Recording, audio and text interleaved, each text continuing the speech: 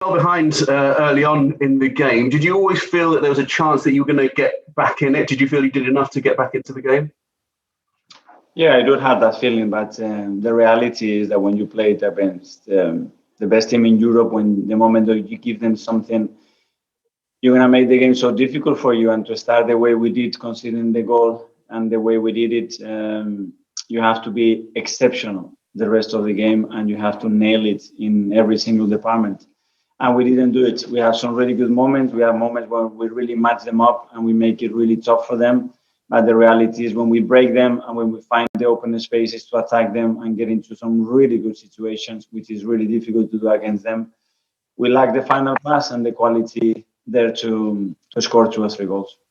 Do you take something from the fact that having gone behind so early, there could have been a danger that they become rampant and overrun you, but you stayed in the game and they weren't able to break you down again? That was my worry, because as well with the formation and the players that they use today, is nothing worse than going behind so early, because it puts the game exactly where they want it, with time on the ball, creating overloads with the false 9 anywhere that they want on the pitch, and you become impatient and frustrated. And I thought that the team reacted really well to that, and we gave them a real game. But at the moment, they are the best team because they dominate every single department. And credit to them because they're an incredible team.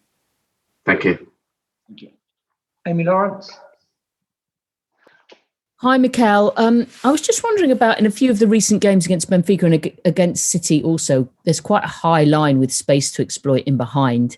Do you feel like you're maximising that? And is that going to be key on Thursday? What can you do to get those balls forward quickly to get your players in behind?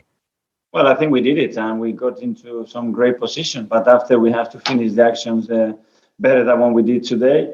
We create some big openings against Benfica as well. And it's right to them as much in this situation and finish the goals. Because against this type of opponents, you have to be so good when you have the chances, because you're not going to generate that many. Thank you. James Benge. Hi, Mikel. I think you're as vocal as I've ever heard you in an Arsenal game.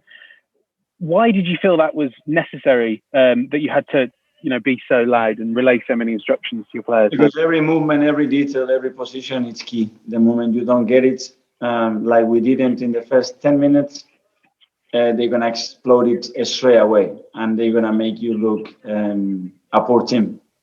And then probably I do it too much, I don't know, but I think it's very necessary for them to give them guidance, because I can see from the outside what they're going to do. And when you are there 100 miles an hour, sometimes you miss a second or two, and with them, that's a huge amount of time. I think you hinted at it there, but do you worry that you're overloading them with information, that you're, not letting them play naturally?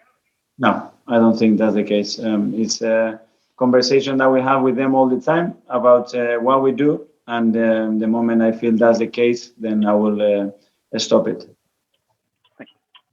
John Cross. Hello, Mikel. I just wonder whether I could ask you just how important this period is now, because obviously there's so many games. I think you described on TV that Thursday's game already feels like it's something of a final. Just how difficult and how much pressure and demand is on the players right now?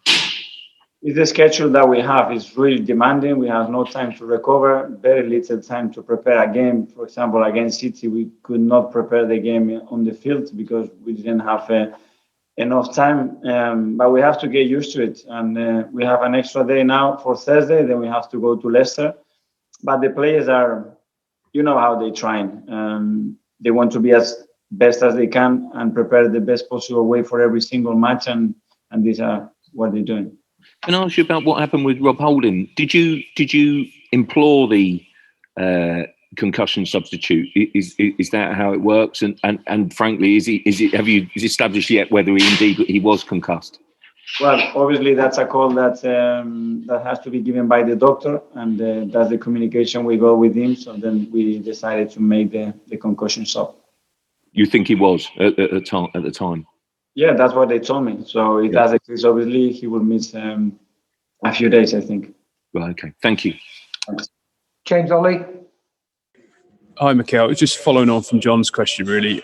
With the Thursday-Sunday turnaround again this week, just how are the players' fitness levels generally, and how difficult are you finding managing the squad through this period? Well, it's hard because everybody wants to play and everybody wants to be available for every game. So if anything, just feeling sorry for the players that they cannot play or they are not playing more. But everybody is doing their best to be all the time available, which I value a lot. But it's true that there are a lot of players with fatigue. They play so many minutes and we don't have enough players to replace them, unfortunately. Thank you. Nick Callow. Hi, Mikel. Like Pep, you made 5 changes to your starting lineup today. He said he's going to have to rotate when they play in Europe on Wednesday. Do you think you'll have to make another 5 changes to play against Benfica? I don't know if it will be 5, 4, or 7. We will have to see how they react, Nick, from today's performance. And it was a really tough game physically for both because it was full gas from the beginning. And we'll see who is available and fit to be there. And obviously, we need a fresh team. We need legs as well because then the decision making and everything becomes better when they are fresh. So we'll see who is available. And now that it's 11 defeats in the Premier League, does that make that Europa League even more important than it was before? It's always been really important, but obviously every defeat and now in the league puts us in a much more difficult position. So we have to take it game by game, and we need a run of games. I think we are having a big run of performances, but we lost 2-3 games now in different ways, and it's not what we want, obviously. Okay, cheers, thanks. Finally, Mark Irwin. Hi, Mikel. You probably gave City their toughest game in this 18-match winning run they've had. Pep was very complimentary about your efforts, but once again, you've lost the game and that gap isn't getting any closer to the top 6. Is that the big frustration, that you played so well and once again got nothing to show for it? Yes, but I have to be the one managing that mark because I cannot take us to the other side, which is play worse and expect more. I'm a big believer the better we play and the more we deserve in the game, we're going to get more points. But with this game, it's very tricky. Our job is to, as much as possible, propose games where we deserve to win. Whether you get that result or not, sometimes it's things that are difficult to control. But as you said, I think the teams merit more than what we have. I think you had 1 shot on target, 1 corner. Once again, you had a lot of possession, but didn't really make full use of it today. Yeah, for me, the biggest issue was when we find some big openings against them, which is really difficult to do with their organization.